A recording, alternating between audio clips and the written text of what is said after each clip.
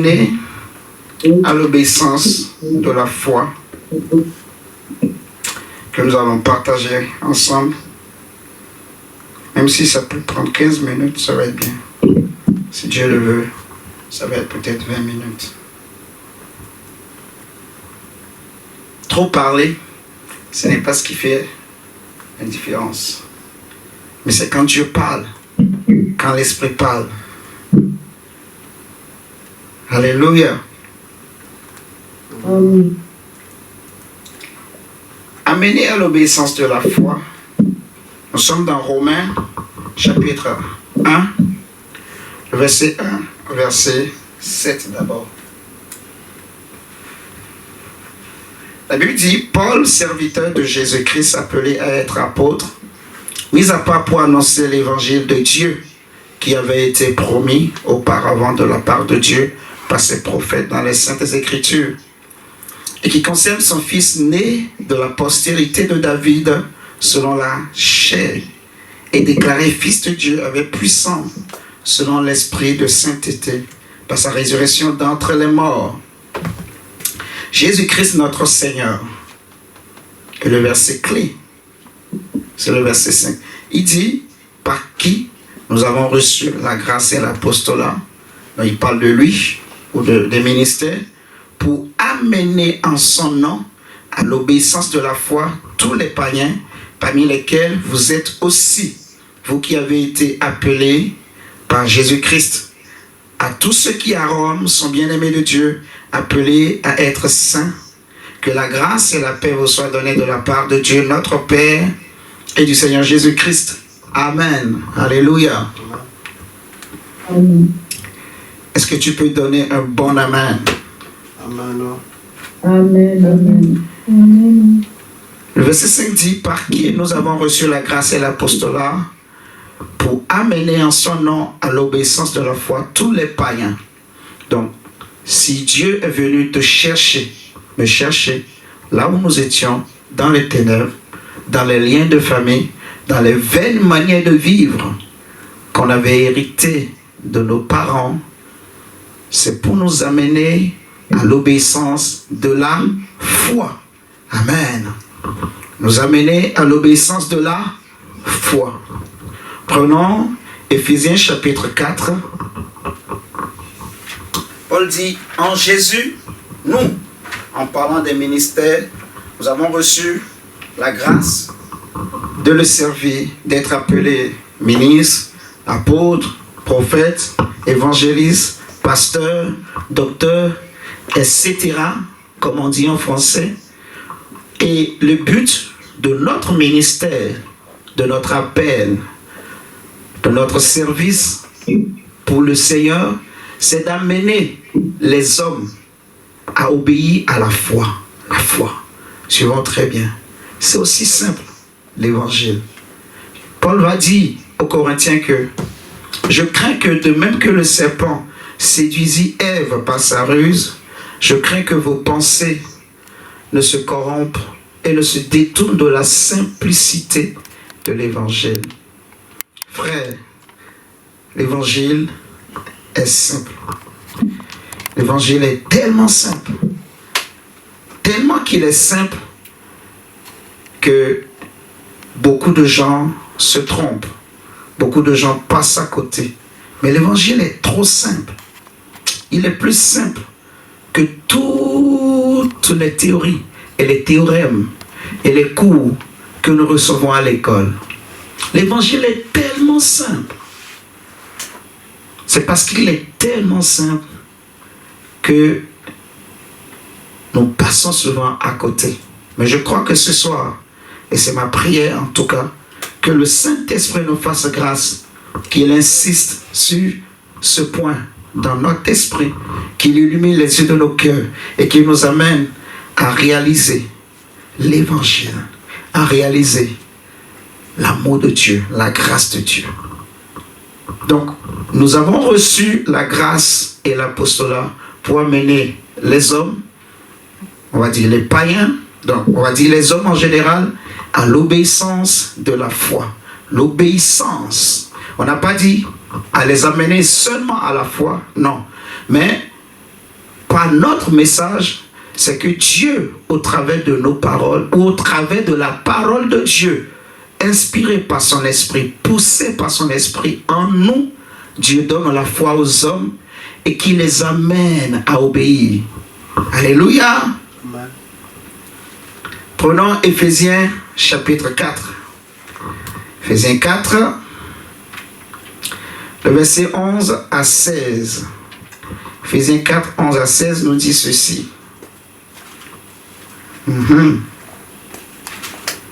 L'évangile est simple. Hein? L'évangile est simple. Éphésiens 4, le verset 11 à 16, il est écrit. Et il a donné les uns comme apôtres, les autres comme prophètes, les autres comme évangélistes, les autres comme pasteurs et docteurs, pour le perfectionnement des saints, en vue de l'œuvre du ministère, donc du service, et de l'édification du corps de Christ, le corps de Christ, jusqu'à ce que nous soyons tous parvenus à quoi? À l'unité de la foi. Que nous ayons tous une même foi, une même pensée, de même sentiment, un même esprit, un même cœur, une même connaissance, une même compréhension.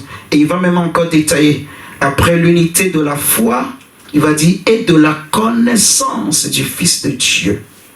Donc, à l'état d'homme fait, à la mesure de la stature parfaite de Christ, afin que nous ne soyons plus des enfants flottants et emportés à tout vent de doctrine par la tromperie des hommes. Oh, Dieu est là. Par les ruses dans les moyens de séduction. Mais que professant la vérité dans la charité, dans l'amour. C'est pour cela que je disais dimanche que le message de l'évangile n'est pas un message de condamnation, mais c'est un message d'amour. Ce n'est pas comme le message de la loi. L'évangile de la loi est un message qui condamne les hommes, en fait. Parce que la loi est dure, mais la loi est sainte. La loi de Dieu est sainte. Elle est vraie, elle est vérité. Le problème, c'est que les hommes sont incapables de satisfaire à la loi de Dieu, d'obéir, de pratiquer intégralement la loi de Dieu, de se soumettre à la loi de Dieu. Les hommes sont incapables. L'humanité est incapable. Et Dieu a donné la loi de sorte que la loi fonctionne comme un pédagogue, comme un enseignant, un instituteur pour nous ouvrir les yeux et nous montrer notre incapacité et de nous amener à la grâce, à reconnaître la grâce et à accepter la grâce, nous amener à l'obéissance de la foi. Donc ce qui précède l'arrivée de la foi, c'est la loi. Mais lorsque la foi vient, la loi n'a plus lieu d'être. La loi a été abolie. En tout cas, pour ceux qui sont en Christ, la loi n'existe plus. Je ne sais pas si tu as compris ça, ou si tu es au courant de ça ou pas. Si je lis le verset 14 à 16, il dit, afin que nous ne soyons plus des enfants flottants et emportés à tout vent de doctrine, par la tromperie des hommes, par leur ruse dans les moyens de séduction, mais que professant la vérité dans la charité, nous croissions à tous égards en celui qui est le chef, Christ. Donc c'est Christ qui est le chef. Et c'est lui que nous devons connaître. En fait, nous nous activons ou nous nous attelons, si je peux utiliser ce français, à pratiquer beaucoup de choses. Nous voulons pratiquer beaucoup de choses. Nous voulons connaître beaucoup de choses. Mais nous passons à côté de l'essentiel, du fondement, de la base. Parce que la base, le fondement est tellement simple. L'évangile est simple. Regardez, verset 16. Il dit, c'est de lui et grâce à tous les liens de son assistance que tout le corps bien coordonné formant un solide assemblage tire son accroissement selon la force qui convient à chacune de ses parties et s'édifie lui-même dans la charité. Dieu est bon et Dieu est vivant. Donc, il y a une parole que je veux dire et je bénis Dieu parce que c'est toujours dans mon esprit cette parole. Je veux insister sur le fait que si vous regardez ce deuxième texte qu'on vient de prendre, du verset 1, verset 11 plutôt, excusez-moi, au verset 16, l'apôtre Paul insiste. il parle des ministères et il explique ou il indique leur rôle, le but ou Dieu, pour lequel plutôt Dieu a institué les ministères. C'est pour amener les chrétiens donc à croître dans le Seigneur. Et parmi les premières choses que Dieu recherche, il parle de l'unité de la foi. Amener les chrétiens, en fait, à ce que nous soyons parvenus à l'unité de la foi. Alléluia. La Bible va dire que, Hébreux 11, verset 1, vous le connaissez, que la foi est une ferme assurance. Parce que finalement, dans tous ces textes qu'on a lus, je peux donner beaucoup de versets. Vous savez, la Bible est tellement riche. Je peux donner beaucoup de choses. Et la parole de Dieu ne se contredit jamais. Jamais. Jamais. Il y en a qui cherchent à prouver que la Bible se contredit. Ils se trompent. Mais Dieu ne se contredit jamais. Alléluia. C'est juste une parenthèse. Donc, j'espère qu'avec ces deux textes qu'on a pris, vous avez compris que ce que Dieu recherche premièrement, c'est la foi. La Bible dit, Hébreux 11, 6, que sans la foi, il est impossible d'être agréable à Dieu. Et nous comprenons que la foi, ce n'est pas seulement recevoir, ou ce n'est pas seulement croire. La foi, c'est l'obéissance à ce que tu as reçu. D'après ces textes qu'on a lus, on dit, en détaillant dans Romains 1, que c'est nous amener à l'obéissance de la foi. Amen. Et dans Éphésiens qu'on a lu, on dit l'unité de la foi. Donc, tu ne dois pas avoir ta foi, et moi je ne dois pas avoir ma foi. Non. Ce que Dieu veut, c'est que peu importe notre différence de départ, parce que chacun de nous vient de divers horizons, de diverses nationalités, de divers peuples. Chacun de nous a reçu une culture différente. Alléluia. Une éducation différente. Si vous regardez les disciples que Jésus lui-même a choisis, parmi eux, il y avait des hommes qui étaient instruits. Il y en avait aussi qui n'étaient pas instruits. Des hommes comme Matthieu, qui étaient des péagers, dont des douaniers, des hommes instruits. Des hommes comme Paul, que Dieu a choisi, qui était un grand docteur, un érudit. Mais des hommes aussi comme Simon, le pécheur, Jean, le pécheur. Les scribes reconnaissaient que ces hommes, c'étaient des hommes sans instruction. Mais quand ils ont reçu la foi et ils ont commencé par obéir et qu'ils ont cru qu'ils ont reçu l'Esprit, en fait, la Bible nous enseigne que ils ont commencé par parler des choses que normalement, ils ne pouvaient pas en parler. En fait, parce que ça venait de leurs entrailles. C'est l'Esprit en eux qui leur donnait ce courage. Alléluia. Qui leur donnait ces mots, ces paroles. Excusez-moi. C'est les choses que le Seigneur leur a enseignées et que Jésus aussi a dit que lorsque l'Esprit viendra, il vous conduira. Il rendra témoignage de moi. Il vous conduira dans toute la vérité. Donc, ce n'est pas la puissance du Saint-Esprit, dans la puissance du Seigneur Jésus en eux, que les apôtres pouvaient témoigner de Christ. Amen. Donc, puisque c'est pour nous amener premièrement à l'obéissance de la foi, la question qu'il faut se poser pour mieux comprendre ce message, c'est que qu'est-ce que la foi? La foi, finalement. Jésus va dire un jour que le royaume de Dieu est semblable. En fait, je paraphrase, parce que la vraie version, ou la vraie parole, ou la vraie phrase qu'il a utilisée dans Luc 6, à partir du verset 46, il dit, voici à qui est semblable celui qui écoute ma parole et qui le met en pratique. Amen. Après avoir parlé des choses du royaume. Donc je peux me permettre de dire que Jésus disait en fait aux hommes que voici à quoi est semblable le royaume de Dieu. Le royaume est semblable à un homme qui a écouté ma parole et qui l'a mis en pratique. Et comment il le met en pratique? Il dit, il est comme un homme qui bâtit une maison. Et pour bâtir cette maison, il bâtit sa maison sur le roc. Et ce qu'il a fait premièrement, selon la version de Luc 6, c'est qu'il a creusé et posé le fondement. Amen. Le fondement est important.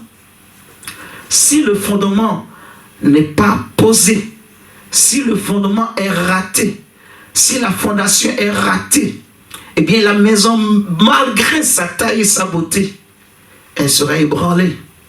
Vous êtes d'accord avec moi? La Bible dit que mon peuple périt parce qu'il manque la connaissance. Lorsqu'il n'y a plus de révélation, lorsqu'il n'y a plus de fondement, de fondation, le peuple est sans frein. Alléluia. Le fondement, le B.A.B.A., l'essentiel de l'évangile. L'évangile. Le Seigneur veut que nous ayons la foi, que nous obéissions à la foi. Amen. La foi. Et ce que je veux insister ce soir, mon frère, ma soeur, c'est que Hébreux 11, verset 1 nous définit c'est quoi la foi. On ne va pas aller par 4 chemins. On ne va pas tourner en rond. On dit la foi, c'est sûr, c'est la ferme assurance des choses qu'on espère. J'aime trop cette parole. La foi, c'est la ferme assurance. C'est le français. Hein? La foi, c'est quoi? Il y a 2 parties dans cette définition. La foi est une ferme assurance des choses qu'on espère et la démonstration de celles qu'on ne voit pas. Paul dit dans Romains 8, si je ne me trompe pas, non, Romains 5, je crois, Romains 5, il dit que ce qu'on voit, on ne peut plus l'espérer. Donc ce que j'espère, c'est ce que je ne vois pas avec mes yeux physiques. Ce que j'ai déjà vu de mes yeux physiques, je ne peux plus l'espérer. Alléluia. Je ne vais pas espérer que Dieu me donnera cette montre. Ça n'a pas de sens. Je l'ai déjà. Alléluia. Je ne vais pas espérer que Dieu me donnera des yeux. J'ai des yeux physiques, je vois. Alléluia. Donc ce qu'on espère, c'est ce qu'on n'a pas encore reçu. Mais que nous croyons, en tout cas que Dieu nous a promis qu'il existe en Dieu. Hébreux 11.3 nous dira que nous croyons par la foi que le monde a été créé par la parole de Dieu, de sorte que ce qui est visible est sorti de l'invisible. Donc l'origine de ce qui est visible n'est pas visible. Je ne sais pas si tu m'as compris. Ça veut dire que ton origine à toi, parce que tu es visible, mon origine à moi n'est pas visible. Toi, tu vas penser que tu viens de ton père, de ta mère, que tu vois physiquement. Mais la parole de Dieu dit en fait que ta vraie origine, ce n'est pas eux. Ce n'est pas ta famille biologique. Non. Elle vient de l'esprit. Nous croyons par la foi que ce qui est visible, le monde physique vient de l'invisible. Son origine est invisible. Alléluia. Son origine étant Dieu. La foi est une ferme assurance des choses qu'on espère. La partie B dit est la démonstration de celles qu'on ne voit pas. Amen. Donc, c'est une ferme assurance. Dans le mot ferme assurance, il y a la fermeté. La fermeté. Vous voyez, l'assurance. Le mot assurance nous parle de la confiance, de la constance. Dans mon assurance, la constance dans ce que je crois.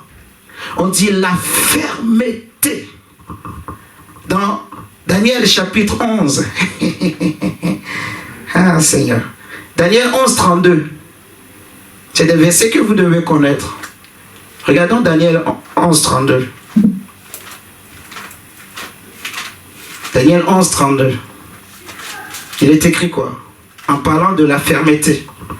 Daniel chapitre 11, verset 32. On dit, parce que je veux dire quelque chose, et ce verset va m'aider à le dire, pour que tu comprennes bien là où je vais t'amener, là où le Saint-Esprit va nous amener. On dit, Daniel 11, 32, que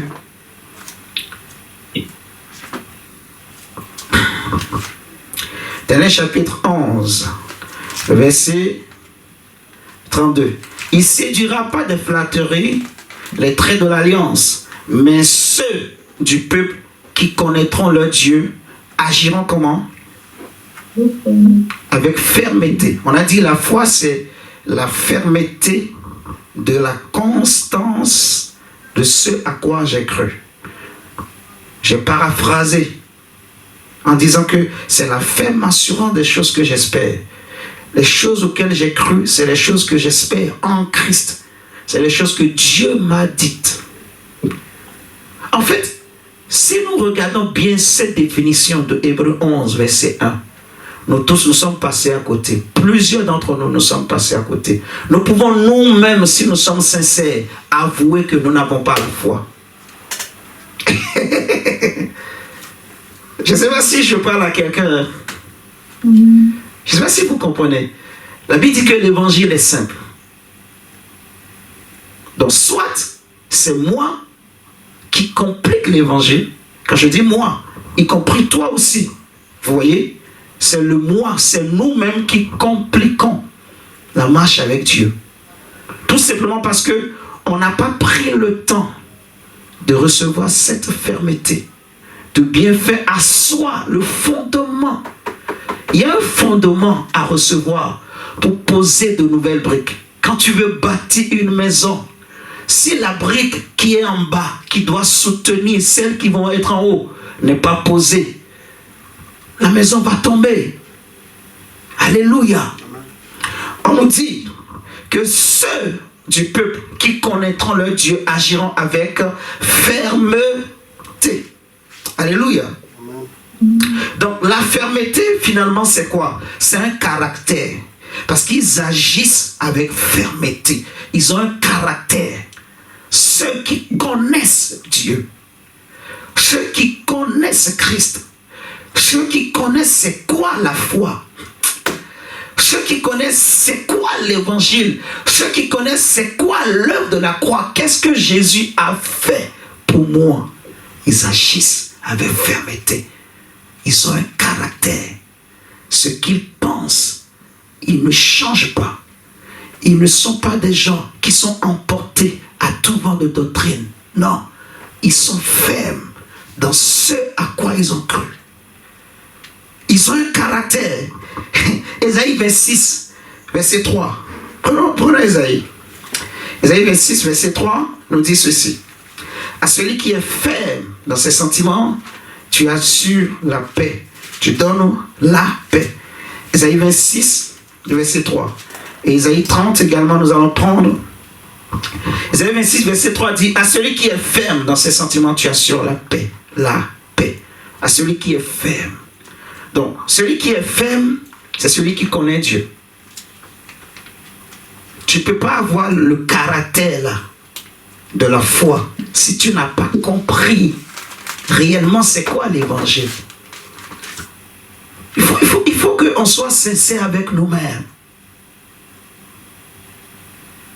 S'il vous plaît. En fait, il faut prendre le temps. Ça ne sert à rien de courir. En fait, de devenir des religieux, de faire des choses mécaniquement. Ça ne sert à rien. L'évangile est simple. Mais c'est parce qu'il est tellement simple que nous passons à côté. Nous nous compliquons nous-mêmes la vie. Et c'est un truc qui est propre à l'être humain, à la race humaine, à la nature humaine. Quand c'est difficile, on prend le temps de bien chercher à comprendre. Mais quand c'est facile, on banalise, en fait. Je prie que Dieu vraiment nous aide à ne pas tomber dans ce piège. Amen. On dit que à celui qui est faible dans ses sentiments, tu assures la paix, la paix. Dans le chapitre 30, au verset 15, la Bible dit, quand ainsi a parlé le Seigneur l'Éternel, le Saint d'Israël, c'est dans la tranquillité et le repos que sera votre salut. C'est dans le calme et la confiance, donc la foi, que sera votre force. Mais vous ne l'avez pas voulu. C'est un constat amer. C'est aussi simple ce que l'Évangile nous dit. Mais c'est tellement simple que nous ne croyons pas. La preuve que nous ne croyons pas, c'est que ce que l'évangile nous demande de ne pas faire, nous continuons à le faire. Dieu a dit, je t'ai pardonné, que tu es saint, que tu es pur, tu es un avec Jésus, que tu es un avec le Saint-Esprit, que ton nom est inscrit dans le royaume des cieux. Tu ne sais même pas pourquoi tu es sauvé. Tu ne connais pas la volonté de Dieu pour ta vie. Tu ne sais même pas qu'est-ce que Dieu attend de toi aujourd'hui. Tu as peut-être 20 ans, tu as peut-être 18 ans, tu as peut-être 25 ans, 40 ans, 30 ans, 32 ans, 33 ans, 60 ans, 70 ans, peu importe, 80 ans, 100 ans. Imaginons que c'est à cet âge-là que Dieu t'a approché, que Dieu t'a attiré à lui. Mais pour le reste de tes jours, qu'est-ce que Dieu veut de toi? Tu ne sais pas. Tu ne cherches même pas à savoir. En fait, tellement que l'évangile est simple, on passe à côté. La Bible dit, vous ne l'avez pas voulu. J'ai dit que c'est dans la confiance, la tranquillité, dans la foi. Non pas la loi. Non pas, en fait, en cherchant à pratiquer la loi. Vous n'y arriverez pas. Je crains en fait que c'est que vous allez constater que les chrétiens, quand l'onction vient sur eux, ils sont zélés. En fait, quand tout va bien, ils sont zélés. Mais quand il y a un petit dérangement là, ils sont ébranlés. Pourquoi? Ils changent de langage. Pourquoi? Ils doutent que Dieu est avec eux. Pourquoi? Tout simplement parce que le fondement n'est pas bien posé. En fait, il n'y a pas la fermeté. Ce n'est pas Dieu en bas. Il n'y a pas la fermeté, ce n'est pas bien solide. La fondation n'est pas solide. On dit, ceux qui connaissent donc, c'est une connaissance, tu dois comprendre. Donc, ce n'est pas la peine de courir à chercher à connaître tout si tu n'as pas compris le fondement. Et que Dieu nous pardonne, nous-mêmes prédicateurs, parce que nous prêchons beaucoup de choses, mais nous ne réalisons pas que ceux à qui nous prêchons, eux-mêmes, ils n'ont pas compris. Et même nous-mêmes prédicateurs, parfois, on n'a pas compris. L'évangile est simple. La foi, c'est un caractère. Parce que dans la foi, il y a une fermeté. Un homme qui a la foi, c'est un homme de caractère. C'est une personne de caractère. Une personne qui a une forte personnalité. Mais dans la parole de Dieu, tu ne peux pas lui dire qu'il est un pécheur. Un homme qui a la foi. J'étais pécheur. Et je ne peux pas aussi pécher. Parce que je comprends. La Bible dit en fait que est-ce que c'est parce que nous sommes sous la grâce et non sous la loi? Est-ce que c'est parce que nous sommes sous la grâce que nous allons alors pécher? Non. Au contraire, comment puis-je pécher? Parce que je suis sous la grâce. Je ne peux plus pécher parce que je suis mort. C'est ce que Paul explique. Et parfois, nous nous posons certaines questions. Tout simplement parce que, en fait, on va vite, vite. Le monde va vite et nous allons vite. Nous prenons tout. C'est comme un enfant, en fait. Il y a beaucoup de plats sur la table. Il mange, il veut tout manger. Il va s'étouffer. Mange un. Avale bien. C'est possible, bois l'eau. Hein? Que ça descend. Tout ça, c'est pour toi. Et la viande. Et le makayabo. Et le poulet. La viande de bœuf. Tout ça, c'est pour... Mais mange un peu. Mange d'abord makayabo, bien. Quand tu as fini de manger makayabo, et c'est bien digéré, c'est bien descendu. Attends que tu digères d'abord. Si tu manges tout, tu vas être constipé, tu vas être mal à l'aise, tu ne seras pas bien.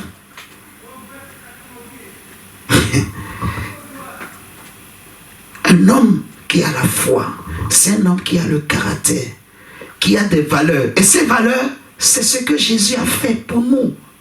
Nous, notre valeur ou nos valeurs, ce n'est pas la loi. En fait, je ne sais pas comment je vais expliquer ce que je suis en train de dire.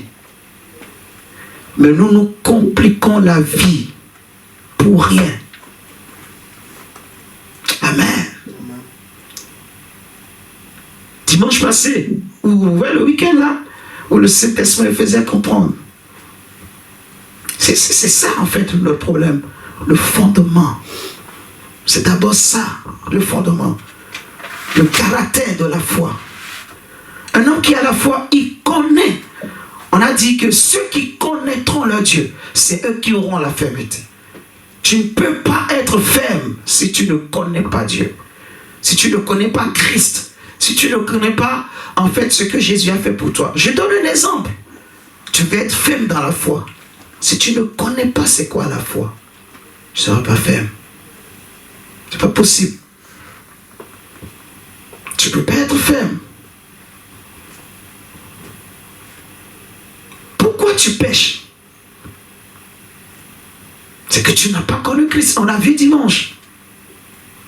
Si dans ta conscience, si tu es toujours conscient de tes péchés, il y a un problème. Parce que Hébreu nous dit que si le sang des boucs et des taureaux pouvait couvrir le péché, Jésus lui-même est rentré dans le Saint des Saints avec son propre sang. Et il nous a lavé, il a purifié notre conscience des œuvres mortes. N'est-ce pas? Mon esprit, c'est ma conscience. Et quoi encore? La communion. Et quoi? L'intuition. Et l'intuition. Très bien. Donc, si je suis encore conscient du péché, est-ce que mon esprit est renouvelé?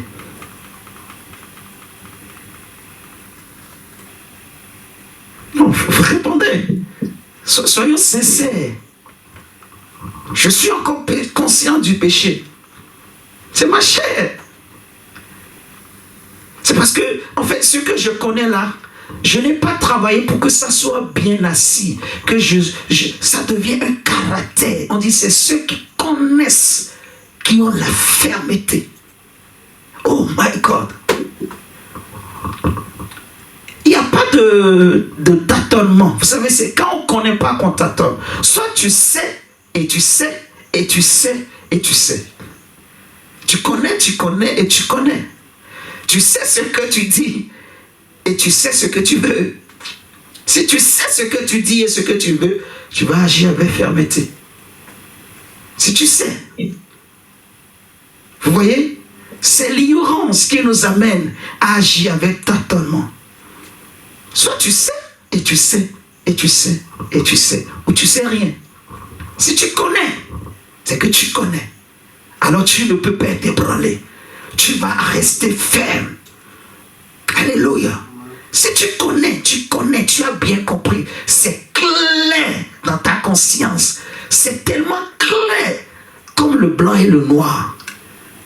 Tu sais différencier le blanc et le noir. C'est tellement clair dans ton esprit. C'est tellement clair pour toi. Tu sais, ou tu sais, ou tu sais, ou tu ne sais pas, ou tu ne connais pas. Et si tu ne connais pas, tu vas tâtonner. Parce que c'est l'ignorance qui est en toi.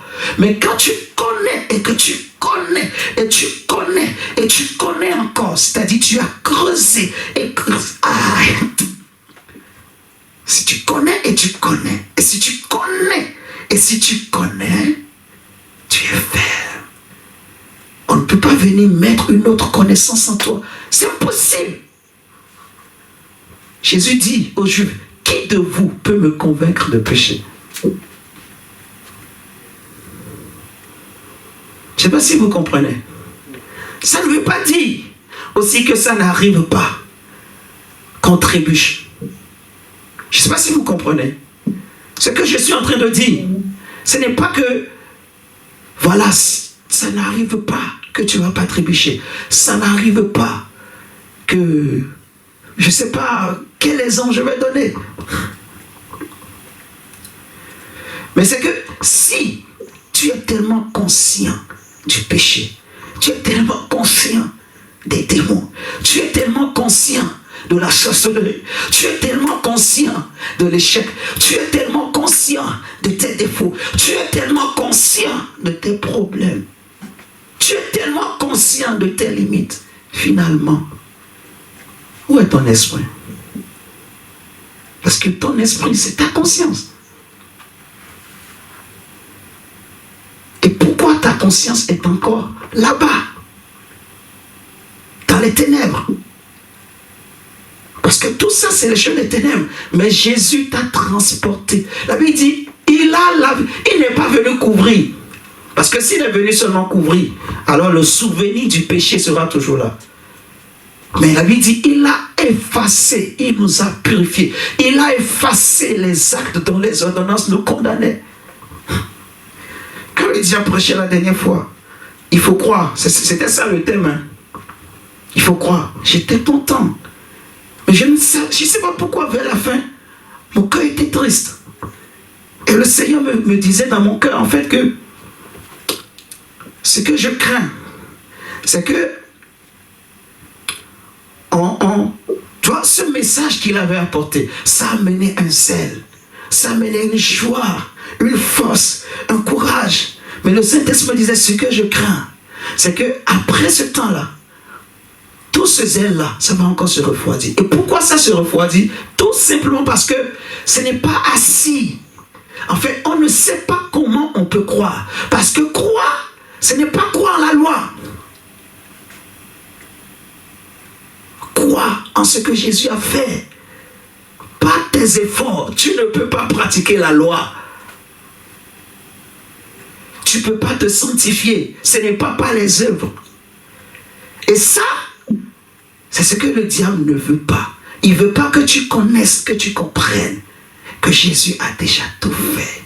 Il ne veut pas que tu aies ce fondement, cette fondation que tu connais et que tu connais. Il ne veut pas que tu comprennes que tu es un avec Jésus. Tu es un. Tu n'es plus là-bas. Tu es un avec Jésus. Ce qui nous fait défaut, c'est la chair. Et j'ai insisté beaucoup sur ça. Prenons 2 Pierre, chapitre 3, verset 18. On va s'arrêter là. On va lire Romains 16 et 17 après. On a le...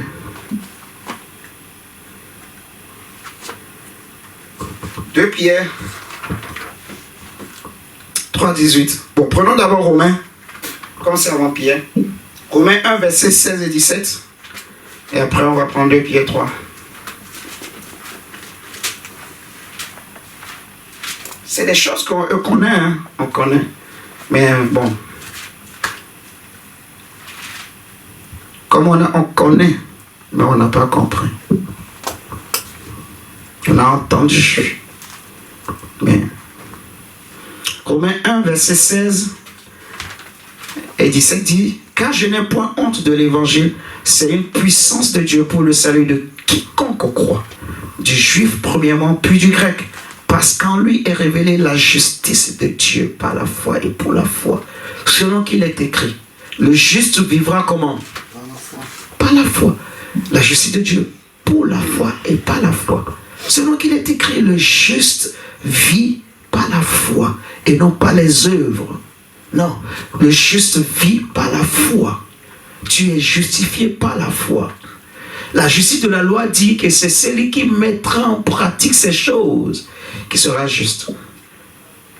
Donc ça veut dire que le jour où tu as oublié de prier, le jour où tu es sorti dans la rue et que tes regards se sont posés sur quelque chose d'impur, ou le jour où tu as eu des mauvaises pensées, c'est fini. Tu n'es plus saint. Tu n'as plus la justice. Ça, c'est la justice de la loi. Mais la justice de la foi, elle dit quoi? Si tu crois dans ton cœur, si tu confesses de ta bouche,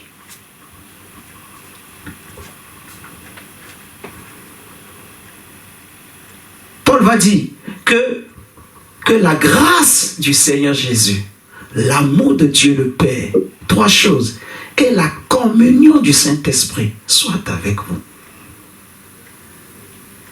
La grâce du Seigneur Jésus, le don gratuit, l'amour que le Père a eu pour nous et qu'il a manifesté en Christ. Chacun d'eux a 3 choses. Prenons 2 Pierre 3, 18 et nous allons prendre aussi 2 Corinthiens pour terminer par là. Prenons 2 Pierre 3, 18 et 2 Corinthiens, on va terminer par là. Je pensais seulement on va s'arrêter à 2 Pierre 3, 18. Mais comme ce verset aussi me vient, on va le lire. On va finir par là. 2 Pierre chapitre 3, verset 18.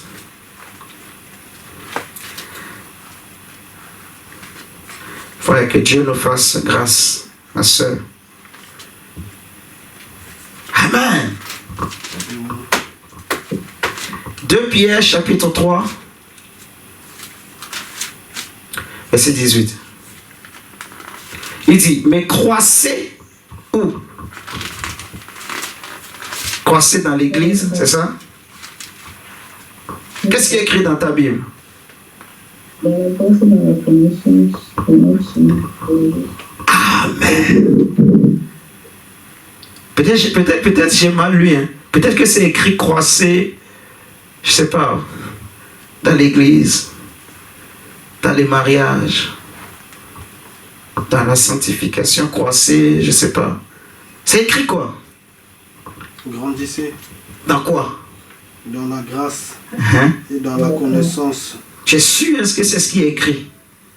Oui, c'est ça que je vois. C'est ça que tu vois, hein? Ouais. Tout le monde a vu ça. Amen. Donc, la grâce, on peut croître, on peut grandir dans la grâce. Les apôtres avaient tellement compris. C'est la grâce. Ce n'est pas un dû. Donc, quand on dit un dû, là, c'est que c'est un mérite. Tu as travaillé, tu as tellement sué. Comme il est dit, c'est à la sueur de ton front que tu mangeras. Tu as tellement sué, alors que ça veut dire que c'est un dû. Non, c'est la grâce. Abraham a été justifié par grâce. Donc c'est pour cela qu'on nous dit de croître dans la grâce et dans la connaissance de notre Seigneur Jésus. Et la grâce, nous le recevons par Christ. L'abondance de la grâce. Mon Dieu, prenons 2 Corinthiens et on va remercier le Seigneur. Je crois que c'est 2 Corinthiens 13. 2 Corinthiens 13, 13. C'est tellement facile à retenir. 2 Corinthiens 13, 13. 2, 13, 13. Donc, ça fait 21 313. C'est ça, hein? 2, 13, 13, 13. 21 313. Oui, c'est ça. 2.13.13.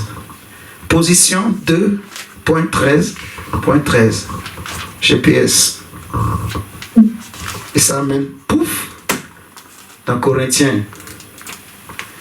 Il dit que la grâce du Seigneur Jésus,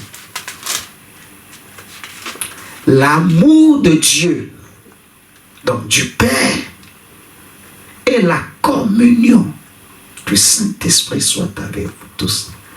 3 choses qu'il faut rechercher. Amen. Prie le Seigneur avec moi ce soir et dis, Seigneur, donne-moi, Seigneur, de vivre l'obéissance de la foi. Que je vive l'obéissance de la foi. Accorde-moi la grâce, que la grâce de Jésus-Christ, l'amour du Père et la communion du Saint-Esprit. Seigneur, illumine les yeux de mon cœur. Illumine les yeux de mon cœur, que je comprenne. Seigneur, l'évangile est simple. Je ne veux pas me compliquer moi-même la vie, Seigneur. Illumine les yeux de mon cœur. Que je comprenne.